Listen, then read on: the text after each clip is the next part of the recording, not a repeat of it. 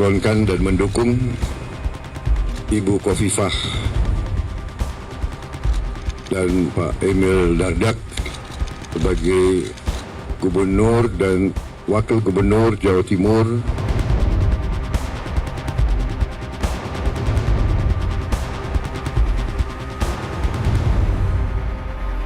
Menarik juga Pak Anies. Terima kasih Pak.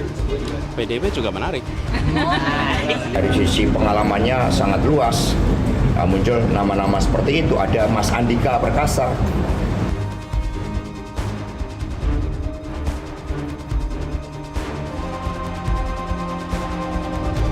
Tapi pasti akan sama, bahwa Ridwan Kamil akan direkomendasi maju di DKI Jakarta.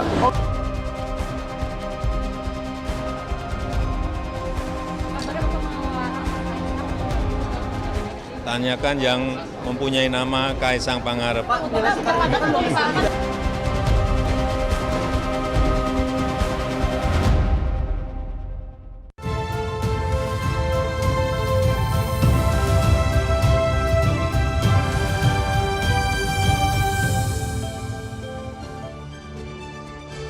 Halo, selamat malam pemirsa. Dinamika politik jelang pilkada yang kini di depan mata kian menghangat. Ada aroma pertaruhan koalisi pilpres yang masih tercium dalam persaingan para kandidat calon kepala daerah.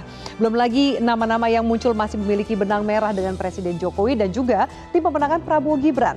Apakah kekuatan koalisi Indonesia Maju dan Jokowi Efek akan menjadi resep mujarab pemenangan pilkada? Atau justru akan ada kejutan dan perlawanan signifikan dari koalisi lainnya? Inilah panggung demokrasi berebut Jokowi Efek di pilkada.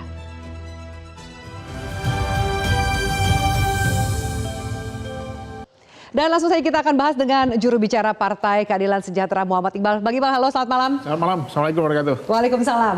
Hadir juga Wakil Ketua Umum Partai Golkar, Nurdin Halid. Bang Nurdin, halo, selamat malam. Selamat malam, Assalamualaikum. Waalaikumsalam. Lalu kemudian hadir Bendahara Umum Relawan Pro Jokowi atau Projo, Panel Barus. Bang Panel Barus, selamat malam. Malam, Assalamualaikum. Waalaikumsalam. Dan juga Direktur Eksekutif Carta Politika Yunarto Wijaya. Mas Oto, halo, selamat malam. Selamat malam. Terima kasih sudah hadir dan kami juga menghadirkan perwakilan dari PDI Perjuangan. Sudah ada Aryo Seno Bagaskoro. Halo Mas Aryo Seno, selamat malam. Mas Seno. Malam, Mbak. Malam. Ya. Baik, terima kasih sudah hadir. Sebelum kita akan diskusi lebih jauh, saya akan buka panggung demokrasi pada malam hari ini dengan penjelasan sebenarnya seperti apa peta politik dalam bursa pilkada di sejumlah provinsi di Jawa dan juga Sumatera. Pertama, kita langsung ke provinsi yang bisa dikatakan paling hangat dibicarakan, yaitu Jakarta. Di pilkada 2024 kali ini ada nama Anies Baswedan yang santer dibicarakan akan maju kembali menjadi calon gubernur. Anies sebenarnya sejauh ini sudah berkomunikasi dengan partai, termasuk partai yang tergabung dalam koalisi perubahan. Ada Partai Nasdem, PKB dan juga PKS. Meski sampai saat ini belum ada surat rekomendasi resmi yang diterima oleh Anies. Selain itu Ketua DPP PDIP Puan Maharani sempat menyatakan, Anies ternyata menjadi pilihan yang menarik bagi PDIP yang saat ini masih juga sebenarnya menggodok nama kader internalnya. Siapa kira-kira yang akan menjadi penantang Anies? Kita beralih ke slide berikutnya, muncul nama Gubernur Jawa Barat Ridwan Kamil yang sebenarnya sudah memegang surat rekomendasi dari Partai Gerindra untuk maju di Pilgub Jakarta. Kang Emil yang saat ini menjabat sebagai Wakil Ketua Umum Golkar sebenarnya sudah menerima 2 surat tugas dari partainya untuk maju antara di Pilkada Jakarta atau Pilkada Jawa Barat dan akan diputuskan pada bulan Juli mendatang. Santer kemudian akhir-akhir ini muncul nama Andika Perkasa yang masuk radar dalam calon gubernur sebagai kader PDIP. Dari Jakarta kita beralih ke Pilkada Jawa Barat. Tentu saja nama Ridwan Kamil menjadi kandidat kuat yang kembali memimpin Jawa Barat. Ridwan Kamil yang juga menjadi bagian dari tim pemenangan pasangan Prabowo Gibran dalam Pilpres kemarin sepertinya masih juga belum memutuskan akan berlaga di mana, Jakarta atau Jawa Barat. Berbeda dengan Ilham Habibie yang sebenarnya sudah mengantongi tiket dari Partai Nasdem untuk maju di Pilkada Jawa Barat. Ada juga beberapa nama yang masuk dalam bursa Pilkada Jawa Barat seperti Bima Arya dari PAN dan kemudian Deddy Mulyadi dari Gerindra. Dan kita beralih langsung ke Pilkada Jawa Tengah. Nah, di Pilkada Jawa Tengah ini sebenarnya ada nama Kapolda Jawa Tengah, Irjen Pol Ahmad Lutfi yang disebut-sebut semakin menguat kandidasinya. Lutfi disebut sebagai bagian dari geng Solo. Itu istilah yang dipakai untuk menunjukkan adanya lingkaran orang-orang yang dekat dengan Jokowi. Bahkan salah satu narsum saya tertawa ketika mendengar istilah geng Solo. Nah, yang disampaikan oleh Ketua Umum PAN Zulkifli Hasan mengatakan Lutfi ini akan menjadi Inspektur Jenderal dulu di Kemendak sebelum ia resmi menjadi calon Gubernur Jawa Tengah. Sepertinya jalan agak mulus untuk Pak Lutfi ya maju sebagai kandidat di Pilkada Jateng. Dan memang bisa dikatakan Jawa Tengah ini menjadi kantong suara PDIP. Jadi tidak kemudian PDIP akan diam saja. PDIP akan menyiapkan kader andalannya. Satu nama yang muncul adalah mantan Wali Kota Semarang 2 periode, Hendrar Prihadi atau Mas Hendi yang juga akan berlaga di Pilkada Jawa Tengah. Bahkan menurut Sekjen PDIP, Hasto Kristianto, PDIP sebenarnya sudah berkomunikasi dengan PKB dan juga P3. Baik. Kita beralih ke pilkada berikutnya di Pilkada Jawa Timur. Tentu ada nama petahana Khofifah Indar Parawansa bersama dengan Emil Dardak yang bisa dikatakan cukup percaya diri maju lewat dukungan 6 partai politik. Ada Demokrat, Golkar, Perindo, PAN, PSI, dan bahkan terakhir Gerindra yang diserahkan langsung surat rekomendasinya oleh Presiden terpilih dan juga Ketua Umum Gerindra Prabowo Subianto. Memang Khofifah sendiri menjadi bagian dari tim kampanye pemenangan Prabowo Gibran. Sebelumnya pun Khofifah menjadi Menteri Sosial dalam kabinet pertama Presiden Jokowi. PDIP sempat melirik Khofifah dengan membangun komunikasi juga bersama dengan Golkar, bahkan mencoba untuk menawarkan kadernya menjadi pendamping dari Khofifah.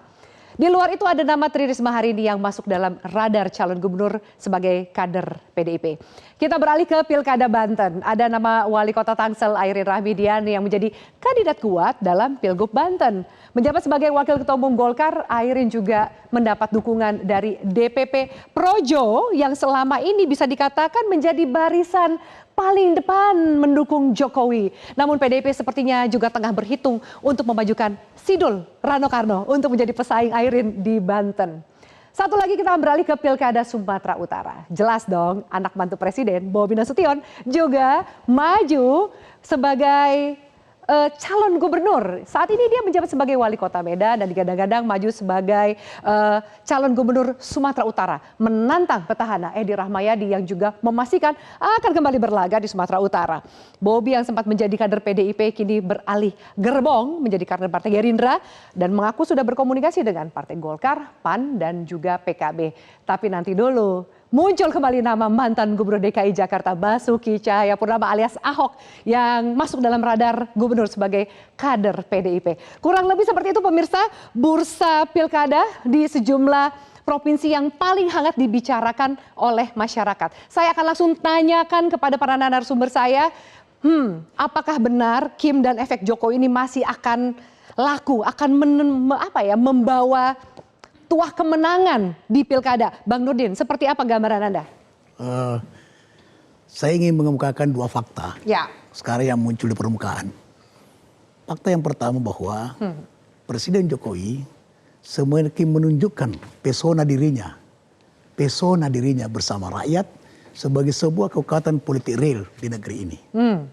Fakta yang kedua, biasanya seorang penguasa atau seorang presiden di akhir masa jabatannya popularitasnya menurun, tidak lagi full power dalam mengambil kebijakan. Lame duck gitu ya Bang? Tapi ternyata fakta ini menunjukkan Presiden Jokowi tidak tergerus dan popularitasnya, pengaruhnya pun tidak berkurang. Itu ada angkanya nggak, datanya atau persepsi dari Bang Nurdin sendiri? Ini kita lihat kenyataan. Kenyataannya apa, ukurannya itu apa? Itulah kemudian ada ketertarikan dari beberapa partai untuk melakukan kolaborasi dengan Presiden Jokowi di dalam menentukan calon-calon pilkada. Oke. Apakah ini salah? Tidak. Karena dan apakah ini merupakan suatu penunjukan bahwa Presiden Jokowi ingin menguatkan politik dinasti? Tidak juga. Kenapa? Undang-undang memberi ruang untuk itu. Oke. Undang-undang politik harusnya para pengamat termasuk Bung Toto ini dan para politisi harus sadar bahwa sekarang para politisi telah menikmati yang namanya ruang yang diciptakan oleh undang-undang tentang politik dinasti. Di permukaan telah muncul dan telah menjadi sebuah fakta bahwa setiap kontestasi politik tidak mengenal saudara kandung, adik, kakak, ibu, bapak, istri, Kok Bang Nurdin dari Jokowi, pesona Jokowi ke politik dinasti sih Bang, ini alur berpikirnya kita gimana? menunjukkan. Karena sekarang Masyarakat lebih permisif? bukan, ada sering komentar bahwa dengan diloloskannya keluarga Jokowi, maka itu menunjukkan bahwa Jokowi ingin menguatkan politik dinasti. Sebetulnya undang-undang itu memberi ruang yang cukup untuk itu. Dan telah dinikmati oleh para politisi. Hampir semua kontestasi politik dinikmati oleh para politisi bersama keluarganya.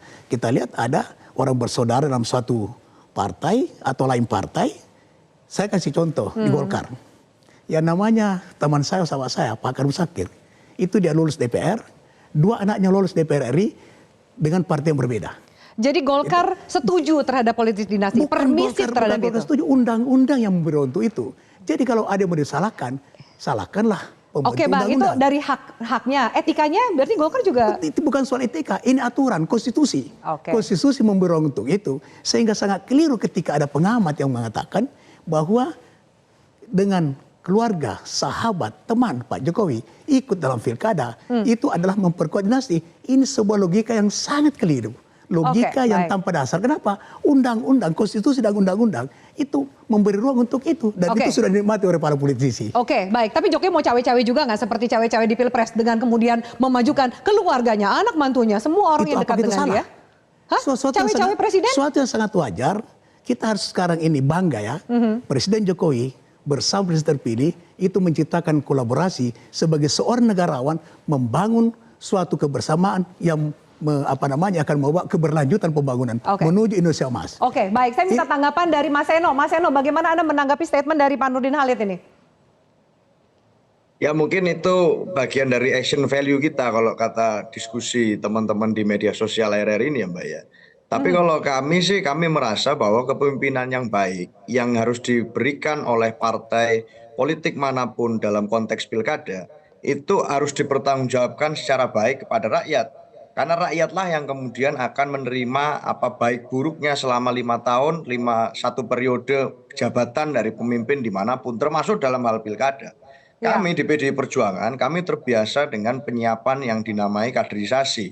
Kami melakukan persiapan pelembagaan yang terstruktur, kami membuat sekolah partai, kami membuat kurikulum, dan semua itu dalam rangka mempertanggungjawabkan nama-nama yang kami calonkan kepada publik agar kemudian dapat menemukan pemimpin-pemimpin terbaik. Dalam konteks bicara tentang demokrasi hari ini yang mengizinkan terjadi berbagai macam tindakan yang menguntungkan keluarga, bagi kami saya rasa itu bagian yang baru ya dari sejarah demokrasi Indonesia pasca reformasi. Saya rasa bahkan Pak Harto sekalipun dia melakukan langkah politik yang mendorong anak, putra, saudara, family untuk kemudian maju di pilkada pada saat beliau masih menjabat sebagai presiden aktif. Bung Karno sama, presiden-presiden lain pasca reformasi juga tidak pernah melakukan hal serupa. Pak Ilham Habibie baru maju di Jawa Barat setelah Pak Habibie sudah bukan menjadi presiden. Bu Mega menjadi ketua umum PDI juga lama setelah Bung Karno sudah wafat. Jadi saya rasa kalau ada tren baru yang dilakukan ini dan ini dinormalisasi dalam rangka aturan, dalam kebijakan misalnya ini diizinkan di dalam undang-undang kita, saya rasa publik hari ini sudah sangat cerdas untuk menilai bagaimana aturan yang sudah disepakati sebelumnya bersama-sama sebagai sebuah komitmen itu bisa berubah sewaktu-waktu. Seperti yang terjadi di Mahkamah Agung kemarin, yang terjadi di Mahkamah Konstitusi di putusan 90. Saya rasa itu semua menggambarkan bagaimana publik hari ini saya rasa mengikuti dengan cermat bahwa sebenarnya apa yang dikatakan sebagai aturan, kesepakatan, konstitusi, aturan main, itu ternyata bisa-bisa saja dirubah dengan mendekati injury time untuk menguntungkan secara spesifik kepada nama-nama tertentu yang hari ini publik semua sudah melihat. Kalau kami di PDI Perjuangan, kami memilih untuk bertanggung jawab secara penuh dengan memprioritaskan penugasan sebagai kepala daerah melalui proses yang bertahap dan berjenjang. Baik, saya minta tanggapan dari Bang Iqbal. Ada satu partai yang mengatakan bahwa mereka melakukan kaderisasi lebih jauh. Tapi Bang Nurdin katakan itu ya hak politik gitu kan. Politik dinasti kembalikan kepada masyarakat yang memilih. PKS sendiri gimana? Ya, saya kira yang menjadi masalah adalah karena Pak Jokowi ini bukan ketum partai. Jadi apa kepentingan dia mengendorse orang yang dia inginkan? Pasti kan masalah hubungan kekeluargaan misalnya. Boleh saja kalau kata Bang Nurdin dari undang-undang, tapi pertanyaannya apakah dia menggunakan fasilitas negara atau tidak? Iya. Apakah menggunakan infrastruktur dan suprastruktur negara atau tidak? Ini yang kami permasalahkan sekarang. Kalau dia mau kampanye boleh, tapi dia cuti. Ya, dia sebagai misalnya kader partai A. Sekarang nggak tahu partai Kan kader sekarang mana nggak ada nih. partainya. Iya, makanya sebagai apa? Kayak gitu loh, sebagai ayah, sebagai... Tapi Anda ngerasa masih ada pesona Pak Jokowi yang tadi disampaikan di awal oleh Bang Nurdin, masih ada pesonanya Pak Jokowi tadi loh, kan dan itu masih kan bertua di pilkada. opini dan hipotesis Bang Nurdin, belum terbukti. Nah gitu loh. Sudah terbukti. Kapan? Buktinya itu sekarang banyak partai Itu belum mendorong. bisa membuktikan. Nah, sekarang yang buktikan itu rakyat. Ya makanya nah, oleh karena itu kalau rakyat tidak hipotesis setuju, namanya, itu hipotesis. bukan hipotesis. Jadi Indikator, kalau rakyat tidak belum setuju jadi dengan hasil. ya betul. Tapi kalau rakyat tidak setuju, rakyat tidak memilih. Sekarang buktinya yang di-endorse Pak Jokowi, kemarin Pak Prabowo dipilih oleh rakyat. Itu fakta kan? Pilkada berbeda sedikit dengan presiden karena pilkada ini juga banyak sekali variabel-variabelnya. Saya kebetulan sedang maju juga ini. Ya. Orang tidak lagi melihat lagi 0102. Orang ngelihat ini orang cocok nggak? Penokohannya terhadap solusi permasalahan di daerah kayak di gitu Sumatera ya. Barat. Mereka nggak lihat partai, mereka lihat 3T, takah, tagih, tokoh. Ada nggak posturnya? Ini memiliki visi nggak gitu loh. Jadi ini menjadi salah satu hipotesis Bang Nurdin tadi. Anda setuju belum nggak bahwa terbukti. kemudian bahwa pesona Pak Jokowi ini juga akan menyukseskan baik koalisi Indonesia Maju termasuk juga Jokowi efek, jadi sapu bersih minimal menang gampang di pilkada? Ini menarik. Nah, kalau itu bisa karena nanti Pak dibuktikan Jokowi itu. kan akan selesai bulan Oktober. Ya. Pemilunya akan terjadi bulan November. Oke. Nah di situ nanti apakah dengan tanpa fasilitas negara Pak Jokowi masih bagus endorse-nya atau tidak? Itu kita buktikan. Menurut Anda masih bagus atau tidak, Bang Iqbal? Menurut saya 50-50. Masih 50-50. Oke, baik. Tapi sebelum itu tadi saya ingin merespon sedikit. Apa, Bang? Tidak bisa membandingkan kepemimpinan Pak Harto, Bung Karno dalam soal keluarga dengan di sekarang. Waktu itu Yang undang-undangnya sekarang berbeda. lebih parah atau gimana, Bang? Waktu itu undang-undangnya tidak memungkinkan untuk itu, kurang memungkinkan. Kalau sekarang undang-undangnya sangat memungkinkan dan itu sudah dinikmati oleh para politisi, itu bedanya. Jadi kalau waktu itu memungkinkan, Pak Harto juga atau Bung Karno mungkin bisa mendorong keluarganya. Ya, Dan itu bukan hal bisa yang salah. dulu dimungkinkan, tapi mungkin nggak ada niatan itu. Oke. Oh, iya, tapi itu prosesnya bukan oleh rakyat. Sekarang justru nggak ada yang salah itu. Oke, Mas Toto bilang langsung waduh. Apa maksud waduh dari Mas Toto? Usai jeda bisa tetaplah bersama kami.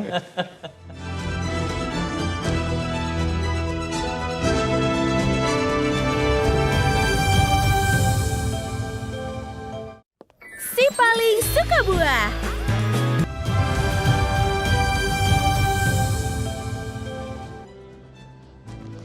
Baik, pemirsa, kami lanjutkan. Mas Toto, bagaimana tanggapan Anda? Ada minimal mendengar 3 statement dari 3 narsum tadi. Gini, saya coba objektif ya. Kalau yang disebut sebagai pesona Jokowi dengan tingkat approval rating tinggi, saya akui iya. Saya pikir semua lembaga survei mengatakan minimal masih di atas 70%. Dan itu memang anomali dibandingkan dengan para incumbent yang akan pensiun dibandingkan negara lain. Mungkin hanya ada Modi kalau kita bicara di negara lain di India. Tetapi kalau kita lihat apakah itu sebagai sebuah kesempurnaan dan kemudian kita bisa menganggap bahwa pesona Jokowi akan berpengaruh termasuk ketika dia sudah tidak lagi berkuasa, itu urusan lain. Dan kalau kita bicara mengenai Pak Harto pun, pencapaian Pak Harto mohon maaf lebih bagus dibanding Pak Jokowi dalam konteks ekonomi. Pak Jokowi tidak pernah 7%, tidak pernah swasembada pangan. Tapi apakah kita kemudian harus menegasikan hal-hal yang kita anggap bertentangan dengan prinsip demokrasi? Tidak juga. Kita harus kritik itu. Termasuk apa yang terjadi dengan Pak Jokowi menurut saya sangat mirip. Hal-hal yang kemudian terkait dengan pembahasan kita bagaimana pesona Jokowi dalam pilkada.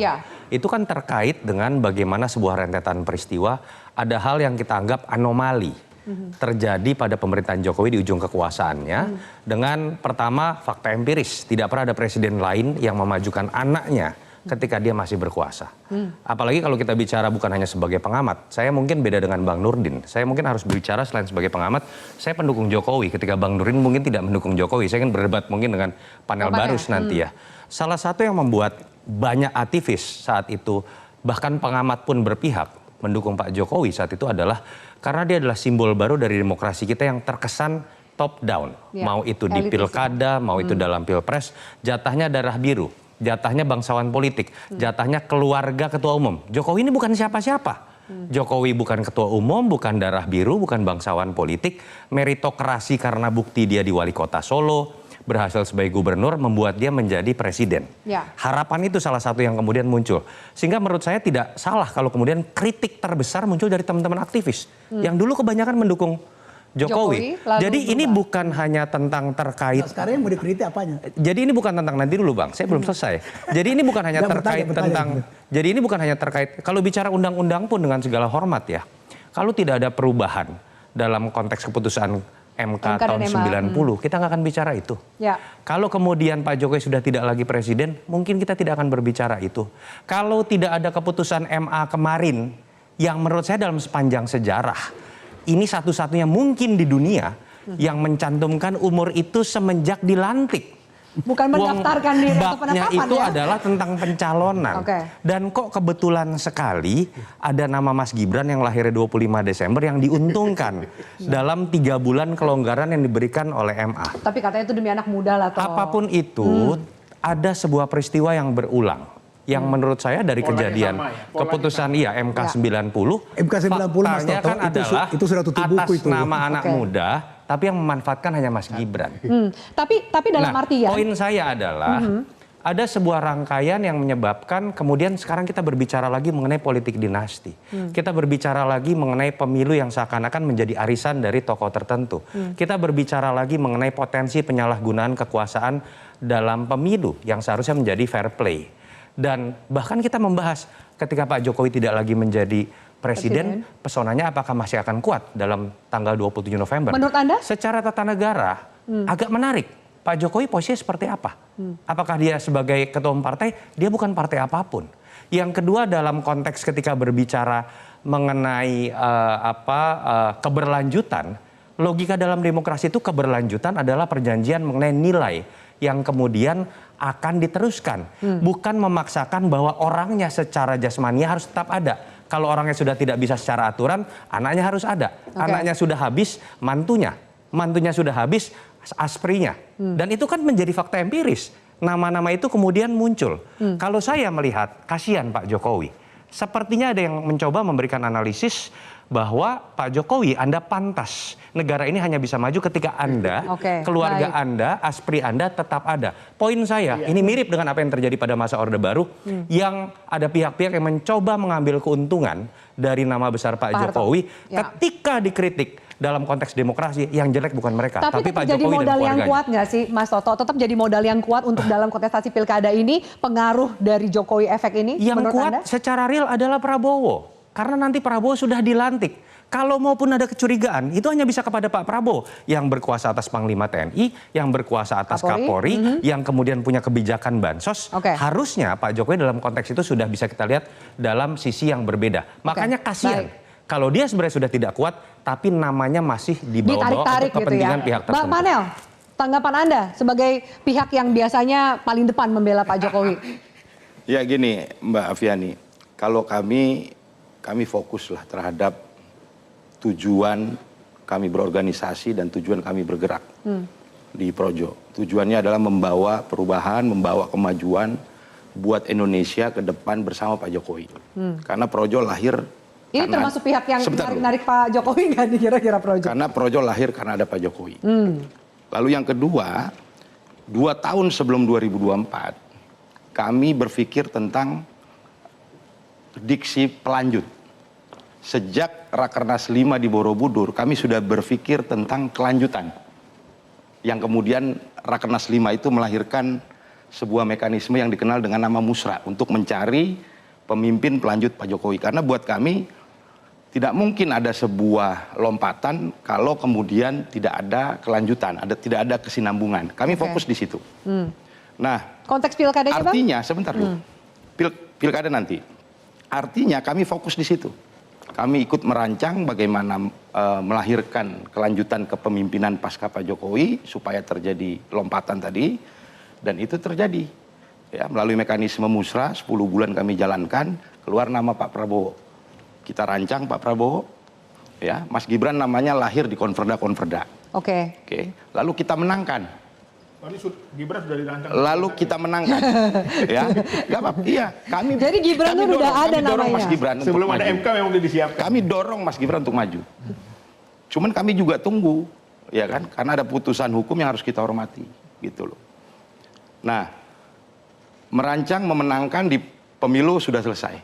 Sekarang masuk chapter ketiga, bagaimana memastikan pemerintahan terpilih Prabowo Gibran bisa berjalan sukses sampai akhir. Boleh tadi ke pilkadanya, Bang? Tahun ini ada 2 peristiwa politik besar. Satu yang namanya pemilu dan pilpres kemarin, lalu ada yang namanya pilkada serentak 2024 di 545 lokasi. Yang menurut pandangan kami ini juga sangat penting. Dan kami kembali lagi kami fokus pada isu bagaimana Indonesia bisa lompat, bisa maju ke depan, dan isu kelanjutan kepemimpinan Pak Jokowi. Sehingga apa yang dilakukan oleh Projo di pilkada serentak adalah memastikan, ya karena pilkada serentak ini adalah karena pilkada serentak ini adalah distribusi kekuasaan di daerah. Oke. Jadi kami berpikir bagaimana keterpilihan calon-calon kepala di daerah itu harus punya keberpihakan terhadap rakyat. Kami Projo di pilkada serentak pasti akan terlibat, walaupun kami bukan partai politik, gitu ya.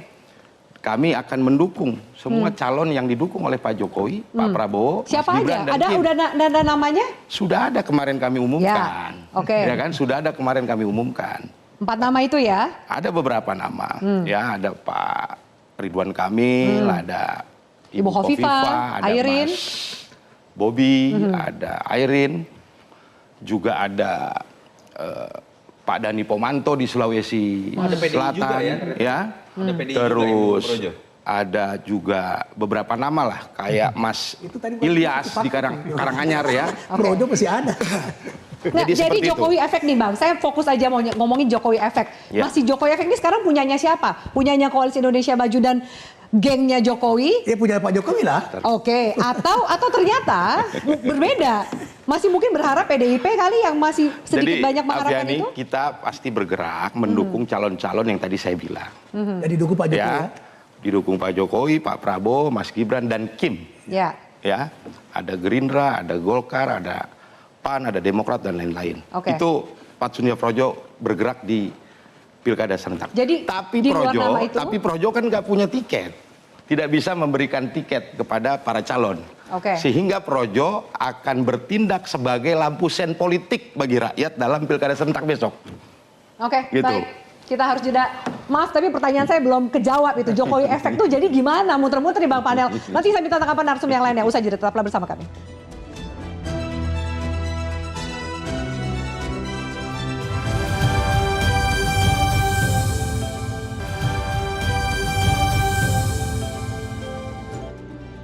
Baik, saya akan ke Bang Iqbal dan Bang Nurdin lebih jauh. Nah, kalau bisa tadi dijelaskan, anggaplah kemudian Projo itu ngikut arahannya Pak Jokowi. Ada sejumlah nama yang ternyata juga didukung oleh Kim gitu. Bagaimana dengan PDIP dan PKS yang di luar lampu sennya Projo yang tadi dia bilang itu? Gini, kalau saya prinsipnya gini ya, terserahlah mau dapat endorse atau tidak. Tapi jangan gunakan partai politik itu hanya seperti kendaraan. Habis manis sepah dibuang. Ketika dia hari ini didukung, dia berada di partai A. Begitu dia ke depan tidak didukung, dia pindah lagi. Itu nggak boleh menurut saya. Ya, jadi ini kan nyindir Bobby kan? Harus konsisten, jangan jadikan partai politik itu hanya sebagai alat saja. Oke. Itu yang pertama, karena partai politik ini ideologis. Yang kedua, ini kisah di Sumatera Barat. Kami punya namanya Gubernur Buya Mahyaldi. Surveinya sangat tinggi. Sampai sekarang nyari lawannya, semuanya pengen jadi wakilnya dia. Ya. Dan itu berdampak kepada calon-calon yang mendukung Buya Mahyaldi di bawahnya. Dan nggak ada hubungannya sama nasional. Karena di sana sangat kuat sekali pengaruh beliau. Jadi ini menurut saya ini contoh saja bahwa di Sulawesi Selatan juga begitu saya kira. Ya. Di Sulawesi Selatan, di di Jawa Barat juga pengaruh tokoh itu penting, tokoh lokal ya. Termasuk juga dukungan-dukungan keumatan, tokoh ulama, tokoh adat itu pengaruh. Jadi saya melihat tadi kalau dikatakan pilkada hubungan sama Pak Jokowi, saya sangat ingin melihat tadi ketika Pak Jokowi ketika sudah selesai di Oktober, kita lihat pilkadanya di November. Disitulah baru kita lihat apakah Pak Jokowi tanpa bansos, tanpa kekuasaannya bisa. Tapi bansos bisanya diperpanjang. Kok tanpa bansos sih Bang? Ya, Bang Nurdin, kalau Anda melihatnya justru Kim dan Jokowi efek ini dan Jokowi akan solid sehingga kemungkinan besar bisa dikatakan menang muda lah, sapu bersih mungkin di atas kertas bisa dilakukan gitu. Oh, kalau itu tidak bisa dipastikan. Yang saya maksud satu pesona itu, fakta itu yang sekarang, bukan pasca presiden turun. Itu kita lihat nanti kolaborasi seberapa jauh, solidnya kolaborasi antara Pak Jokowi dengan Pak Prabowo. Kalau insting politik saya, bahwa itu akan solid karena wakilnya adalah Gibran, di mana merupakan putra Presiden Jokowi. Kemudian Kim ini sangat solid itu. Nah, tapi di daerah itu betul saya setuju dengan Bu Iqbal bahwa partai politik jangan dijadikan kendaraan. Tetapi fakta menunjukkan banyak orang yang terpilih sesudah itu dia lupakan partai yang mendukungnya. Itu kenyataan itu. Tapi saya setuju bahwa partai politik jangan dijadikan sebagai kendaraan. Mesti mereka ada bukan balas budi, tapi mereka paham tentang ideologi partai itu. Tapi fakta menunjukkan sebaliknya banyak orang yang terpilih partai hanya sebuah kendaraan. Itu jelas. Oleh karena itu maka yang dibutuhkan di sini adalah bagi saya solidnya Koalisi Indonesia Maju, bahkan nanti PKS bergabung, ya PKB bergabung. PKS ya, bergabung, Bang. Istri politik saya PKS akan bergabung. Istri politik saya. Sekarang belum. Bilang belum juga. Sekarang belum. Tapi nanti akan bergabung. Mungkin nanti. Itu hanya dia mesti PDIP gabung nggak kira-kira? Lagi pacaran. Kalau PDIP saya nggak tahu. Saya tidak bisa prediksi itu. Oleh karena itu maka saya ini situasi sekarang ini adalah memang menurut saya ya kita harus kembali ke Undang-Undang 45. Sekalipun tidak utuh, tapi banyak hal yang tidak sesuai dengan karakter daripada ideologi bangsa. Tidak sesuai dengan prinsip gotong royong, prinsip kita kekeluargaan, kebersamaan musyawarah mufakat. Sudah tidak sesuai dengan sekarang. Apa nih pemilu maksudnya, Bang? Pemilu, pilpres, pileg dan sebagainya. Sistem tidak langsung maksudnya? Bukan sistem langsung. Jangan geser ke topik yang lain dong. Ngomongin dulu pilkada. Sekarang begini, kenapa baru sekarang kita mempersoalkan soal dinasti? Sementara politisasi sudah terjadi sejak undang-undang itu. Dari dulu juga sudah dipermasalahkan. Sudah pernah dulu begitu toh, sudah pernah pembentuk undang-undang itu menciptakan sebuah undang-undang bahwa calon pilkada itu tidak boleh satu garis ke bawah ke samping. Tapi ditolak oleh MK. MK yang menolak. Nah, oleh karena itu tidak boleh, bukan tidak boleh ya, menurut saya politik dinasti adalah karena ruang yang diciptakan oleh undang-undang. Tidak bisa kita salahkan seseorang. Masih saja bicara undang-undang. Orang undang-undangnya bisa dirubah kok lewat MK dan segala macam MA. Jadi itu satu hal ya. Apa sih argumentasi yang mau dibangun lewat undang-undang ini menurut bacaan Anda? Saya agak tertarik, sorry ya, terkait dengan pemilu yang dianggap tidak sesuai dengan UUD 45. Dan kita baru mendengar juga loh isu terkait dengan kemungkinan adanya lontaran isu mengenai pemilu presiden sebaiknya tidak langsung. Lalu kemudian pilkada jangan-jangan menjadi tidak langsung juga. Bahkan dalam pemilu langsung bahasan kita seperti apa sih efek Jokowi? Kita bertanya Jokowi maunya siapa di pilkada kabupaten ini? Prabowo nanti maunya siapa? Sekarang saja kan sudah ada kritik bahwa mekanisme pilkada betul one man one vote. Tapi pencalonannya saya kritik semua partai. Seakan-akan ada veto entah dari yang namanya ketua umum, dari yang namanya majelis syuro, dan lain-lain atau majelis tinggi dan lain-lain. Yang kemudian kita anggap ujung-ujungnya nanti ketua umum maunya siapa juga gitu kan. Itu sudah problem dalam proses pencalonan sendiri. Demokrasi kita itu hanya matang pada saat masuk ke TPS. Lebih gila lagi sekarang belakangan kita bukan hanya serahkan kepada para ketua umum. Ketua umum ini seakan-akan terkooptasi oleh koalisi yang mereka bangun. Ada ketuanya, ada yang mengatakan Prabowo, ada yang mengatakan Jokowi. Misal ini ya. Lalu kemudian seakan-akan nanti tunggu Jokowi. Bahkan ketua umum pun yang tadinya punya veto dan kemudian sudah kita anggap sangat top down dan tidak demokratis, sekarang harus dikooptasi lagi oleh orang tertentu, entah Pak Jokowi atau misalnya Pak Prabowo. Bayangkan budaya ini dilestarikan lebih lanjut dalam sistem pemilu tidak langsung. Ya sudah, saya nggak bisa menerjemahkan demokrasi apa yang kita anut seperti sekarang. Kalau benar maksud Bang Nurin seperti itu ya. Baik, saya minta tanggapan dari Mas Eno lebih jauh. Kalau kemudian PDIP sebagai partai pemenang pemilu legislatif gitu, apa yang kira-kira akan dilakukan dan sejauh ini bagaimana komunikasi dengan partai? Apakah ternyata akan mencoba membuka komunikasi dengan KIM, Koalisi Indonesia Maju, atau justru partai-partai di luar Koalisi Indonesia Maju itu sendiri, Mas Eno? Baik, pada dasarnya kami di PDI Perjuangan tidak mengenal efek orang per orang, Mbak. Kalau kami merasa percaya bahwa no player should ever be bigger than the club. Pada saat kita bicara di PDI Perjuangan, maka kerja kolektif itu yang menjadi kunci kemenangan. Maka tidak ada efek orang A, efek orang B, efek orang C. Yang ada adalah gotong royong efek, rakyat efek. Karena owner kami rakyat. Sehingga tidak mungkin kemudian kami membayangkan akan menyampaikan statement, oh owner kami ini, kami akan kemudian ini. Nggak ada. Yang ada adalah kerja kolektif, gotong royong, ketemu sama rakyat. Dan itu yang didorong sekarang pada tahapan penjaringan dan penyaringan calon-calon pilkada di setiap masing-masing daerah. Oleh karena itu sebenarnya menjadi menarik kalau kita melihat pilkada ini. Tentu logika pilkada akan selalu berbeda dengan logika pilpres. Apa yang menjadi ketetapan kerjasama politik partai-partai di dalam Pilpres tentu saja bisa berdinamika pada saat bertemu dengan konteks lokal di daerah masing-masing, yang mana itu memiliki dinamikanya sendiri. PDI Perjuangan sangat menyadari itu. Dalam konteks pilkada kali ini, kita juga harus ingat bahwa apapun, kalau memang masih ada Jokowi effect yang terjadi, yang itu bisa diartikan macam-macam di dalam pilkada besok, ini masih harus mengalami masa pengujian selama rentang waktu antara Pilpres kemarin dengan pilkada besok. Apa masa pengujian itu? Rakyat akan menilai. Kenapa kok kemudian mereka kemarin percaya? Rakyat percaya terhadap, katakan percaya terhadap pilihan Jokowi. Apa yang dilihat? Salah satunya adalah narasi keberlanjutan yang terus-menerus digaungkan oleh pasangan Pak Prabowo dan Mas Gibran. Faktanya hari ini belum sampai dilantik saja Pak Prabowo. Berbagai macam kebijakan negara yang kita lihat, berbagai macam manuver statement, berbagai macam ungkapan pendapat, opini, maupun perubahan secara mendadak yang terjadi di lembaga negara, baik itu eksekutif, bahkan yudikatif, itu ternyata semuanya berubah. 9 tahun terakhir, rakyat kan saat kemudian percaya pada narasi keberlanjutan, yang ingin dilihat adalah keberlanjutan dari program 9 tahun terakhir. Mereka merasakan A, B, C, D, F, G, H, I, J, K, L, M, N. Yang itu semuanya itu tidak terlepas dari kontribusi pengaruh pemikiran sumbangsi salah satunya dari nawacita yang dirumuskan oleh salah satunya teman-teman PDI Perjuangan. Kemudian 1 tahun terakhir setelah Pak Jokowi memutuskan untuk berpisah jalan dengan PDI Perjuangan, nggak mau lagi disebut petugas partai, pengen jadi dirinya sendiri, muncullah beragam perubahan itu yang satu persatu keluar dengan begitu dahsyat pada saat Pilpres selesai. Tapra muncul di konteks Indonesia hari ini, ekonomi tidak baik-baik saja, UKT akan dinaikkan, revisi undang-undang penyiaran digodok matang-matang, revisi TNI Polri, berbagai macam kebijakan, putusan MA yang kemudian mengubah ambang batas usia calon kepala daerah, dan berbagai macam kebijakan lain. Jadi kayaknya sekarang pemerintahan eksekutif kita ini jadi rasanya kayak lebih perubahan daripada koalisi perubahannya Bang Iqbal, kalau rakyat merasakan.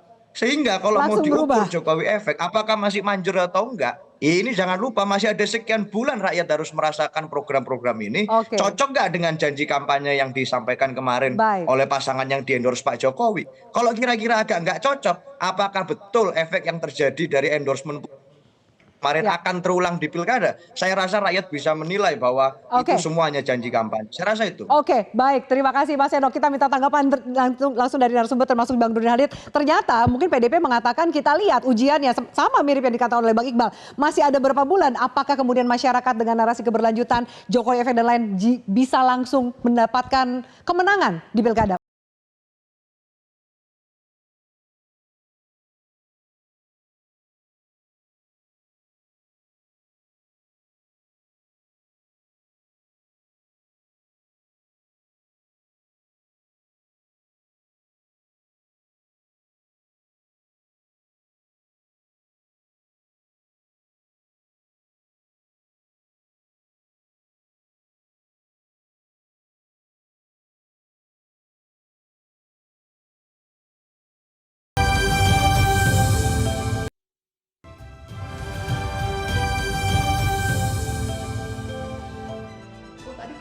Oke, baik, kita lanjutkan. Bang Nurdin, mohon maaf tadi kita diskusinya off air gitu. Nah, tanggapan Anda lebih jauh gitu. Kalau kemudian ternyata nanti dulu Jokowi efek masih bisa diuji, ini masih hitungan berapa bulan, dan saat ini kan banyak juga masyarakat yang curhat di medsos, mengkritisi, ada kemudian tapera, urusan putusan MA yang kemarin yang seakan-akan meloloskan Kaesang gitu. Itu menjadi catatan sendiri bagi publik, Bang. Jadi kritik terhadap presiden dari sebuah kebijakan, itulah yang merupakan sebuah faktor yang dikehendaki oleh proses demokrasi kita. Nah, oleh karena itu juga kita tidak bisa menyalahkan ketika ada sebuah kebijakan mendapatkan kritikan dari masyarakat, apalagi yang namanya undang-undang, soal tadi revisi undang-undang TNI Polri, revisi undang penyiaran dan sebagainya. So itu bukan hanya kewenangan eksekutif, bukan hanya kewenangan presiden. Jadi jangan langsung tembak Jokowi. Jangan langsung tembak Jokowi. Itu juga sangat keliru kita, karena itu pembentuk undang-undang itu adalah eksekutif dan legislatif. Dan di legislatif sekarang yang paling banyak kursi itu adalah PDIP. Nah, kalau tidak setuju dengan kebijakan itu, harusnya penolakan itu di dalam proses. Saya tambahin, Bang. Silakan, Bang Manel. Jadi begini, berbagai kebijakan yang dikritik ini, ya banyaklah tapera atau apapun. Kalau memang sekiranya kebijakan ini nggak pas, saya pikir masyarakat mengkritik sebuah kebijakan biasa-biasa aja. Ya toh. Tapi saya melihat ini ada taktik ya mendegradasi Jokowi dalam kerangka menghadapi Pilkada 2024. Itu yang saya lihat. Siapa yang melakukan degradasi? Ya teman-teman PDI mendegradasi Jokowi untuk saya langsung tanya Mas Seno, Mas Seno, tanggapannya ada gerakan gitu dari teman-teman PDIP Dan menurut saya mendegradasi itu strategi yang Jokowi, usang, Mas gitu Seno, silakan dikomentari sebelum saya lempar ke Bang Iqbal dan Toto, silakan. Ya kalau kita lihat di medsos mana ada itu kemudian dari kami yang berusaha menggiring opini ke sana, itu malah muncul dari masyarakat dulu baru kami ikut suarakan. Persoalannya kan tidak ada visi menteri, pada adanya hanya visi presiden dan presidennya setahu saya hari ini masih Presiden Jokowi. Pada saat konteks pemilu dan politik pengambilan kebijakan, kekuatan yang paling berpengaruh kan tetap top leadernya adalah Pak Jokowi. Kalau bicara komposisi legislator di parlemen, ini kalau mayoritas kemudian ini kekuatan koalisi politiknya di total, koalisi Indonesia Maju juga signifikan. Juga mayoritas. Kami dalam rakernas kami di PDI Perjuangan, kami sudah menyampaikan revisi Undang-Undang Penyiaran harus di stop, harus dikritisi. Revisi Undang-Undang tentang TNI Polri harus dikritisi. Itu kami sampaikan secara terbuka. Tapra undang-undang yang kami susun pada saat kami mengusulkan, bukan begitu harusnya pada saat itu diterjemahkan dalam bentuk peraturan atau dalam bentuk PP. Kami lihat konteksnya tidak seperti itu. Maka kebijakan-kebijakan itu kami kawal ketat. Karena kenapa? Kami ingin bertanggung jawab penuh dan di dalam parlemen itu kami juga menyuarakan apa yang menjadi pokok bahasan yang kami bahas dalam rakernas. Sehingga kalau bicara tentang pengambilan kebijakan yang hari ini kontroversi, yang lihat masyarakat tahu siapa top leadernya yang mengarahkan nuansa politiknya. Dan nggak ada urusan mendegradasi Jokowi dari PDIP ya, nggak ada gerakan-gerakan itu ya Mas Eno ya. Oke. Iya. Ya. Gini, saya kira sebuah undang-undang tidak akan ada yang pernah ke DPR ya, ketika seorang Menteri Hukum dan HAM itu tidak setuju atau tidak mendisposisi. Karena Menteri Hukum dan HAM itu memiliki peran yang sangat sentral dalam pengusulan sebuah undang, itu sepengetahuan saya dari sisi mekanisme. Nah, setahu saya Menteri Hukum dan HAM itu kan kader PDIP. Jadi ketika PDIP ingin memperjuangkan kepentingan rakyat, saya setuju. Perintahkan kadernya, tolak itu, jangan dikirim ke DPR, sampaikan Presiden. Harusnya itu yang dilakukan menurut saya. Ketika dia mengatakan adalah menjalankan, menyerap aspirasi masyarakat terhadap penolakan sebuah kebijakan. Oke, baik, Bang Iqbal. Ya, saya kira tadi hipotesis ini perlu dibuktikan. Apakah pengaruh itu masih ada? Kalaupun pengaruh ada, seberapa besar pengaruhnya? Dan kepada siapa? Kalau yang berlaga itu Bobi, Kaisang, saya kira berpengaruh. Tapi kalau nama yang lain? Tapi kalau bang panel yang maju belum tentu berpengaruh. Kenapa? Karena masyarakat itu kan tadi melihat ada hubungan darah. Dan mentok di situ hubungan darah. Kalau kemudian Ridwan Kamil, Khofifa yang kemudian di-endorse. Kenapa? Karena yang terjadi sekarang walaupun visinya keberlanjutan, tapi yang terjadi kan perubahan. Bahkan revolusioner mungkin lebih perubahannya. Jadi sebenarnya sesungguhnya kami melihat bahwa ke depan ini pola yang dilakukan Pak Prabowo saya yakin berbeda, gaya kepemimpinan berbeda, maka nggak bisa keberlanjutan yang diisukan itu bisa dilakukan. Pasti perubahan, bahkan lebih profesional lagi. Contoh IKN sekarang, ya kan, direktur dan wakilnya mundur.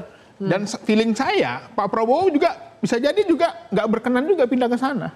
Itu nggak mudah. Ini jangan-jangan kode pengen masuk ke Prabowo ya? Bisa. Tadi bilang Prabowo ini perubahan. Saya curiga juga lama-lama. Itu contoh kan, bisa jadi Pak Prabowo nggak mau melanjutkan. Jadi menyambungkan Bang Iqbal. Jadi kalau kemudian hari ini yang menggadang-gadangkan Jokowi dan keluarga menggunakan Jokowi efek ini akan berubah nggak loyalitasnya ketika dilantik Prabowo selagi ini?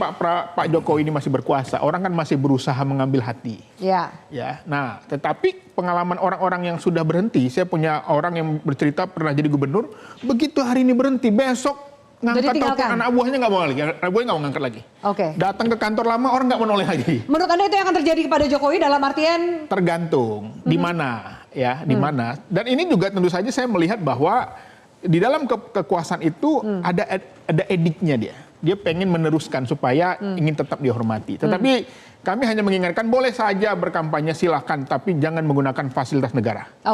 Bansos, pengerahan ASN dan segala macam yang masuk dalam catatan MK kemarin itu menurut Anda terjadi lagi nggak, Toh?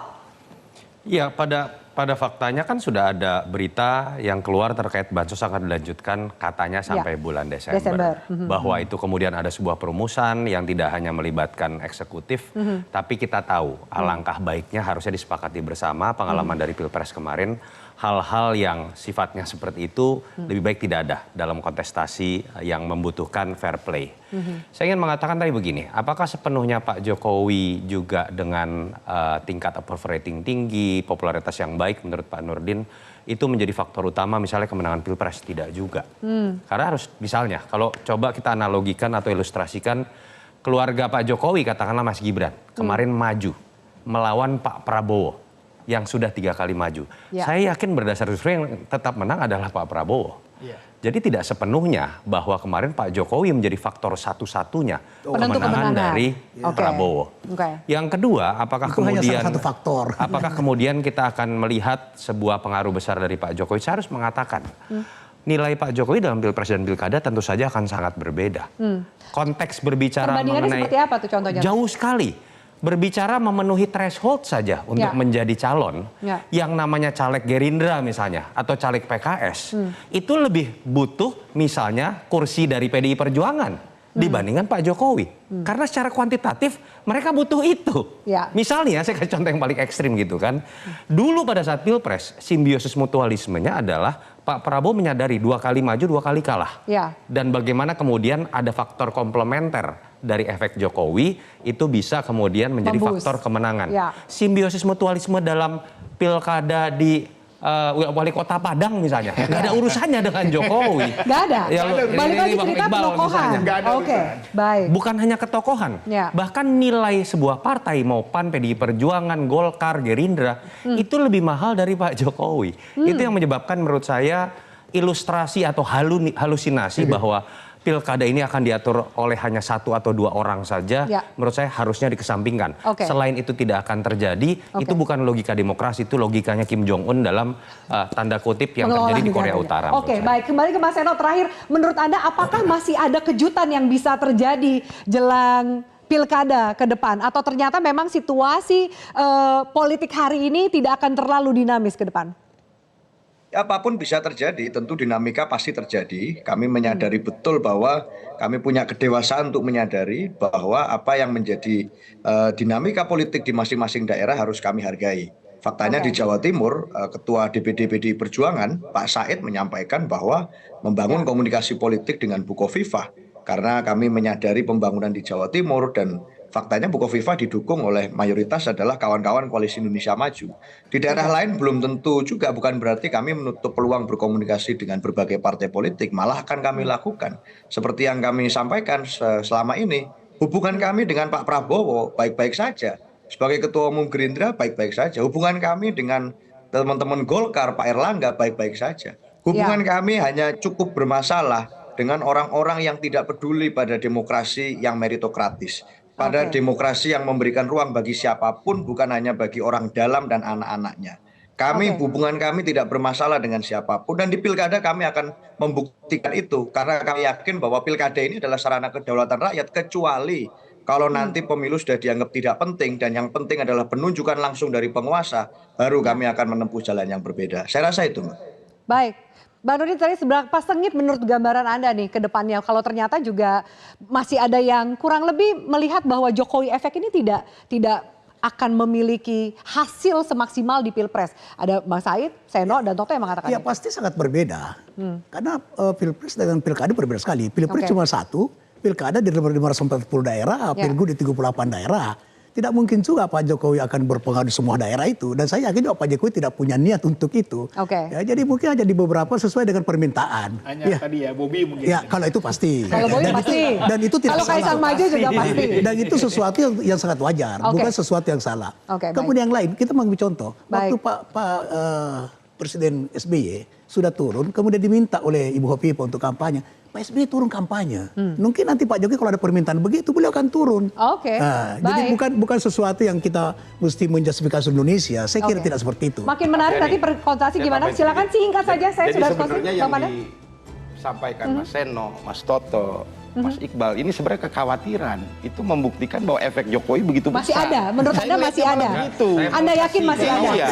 Saya melihatnya malah begitu. Dan teman-teman ini berpikirnya sangat linier. Nungguin dekline Jokowi itu kapan. Ternyata nggak dekline gitu. Kalau saya khawatir Pak Jokowi terus namanya dimanfaatkan oleh orang-orang yang nggak mau hilang kekuasaan. Yang baik. kasihan. Saling berkaitan dengan kepentingan masing-masing pemirsa pemilihan kepala daerah. Ini menjadi pertaruhan, masihkah ada Jokowi efek dalam kontestasi dengan skala yang berbeda. Menggunakan strategi yang sama dalam Pilpres kemarin bisa jadi bertuah atau justru malah berbalik menjadi senjata makan tuan. Karena ternyata caranya juga sudah terbaca oleh lawan. Saya ucapkan terima kasih banyak atas atensi Anda. Kita jumpa lagi pekan depan. Selamat malam, sampai jumpa.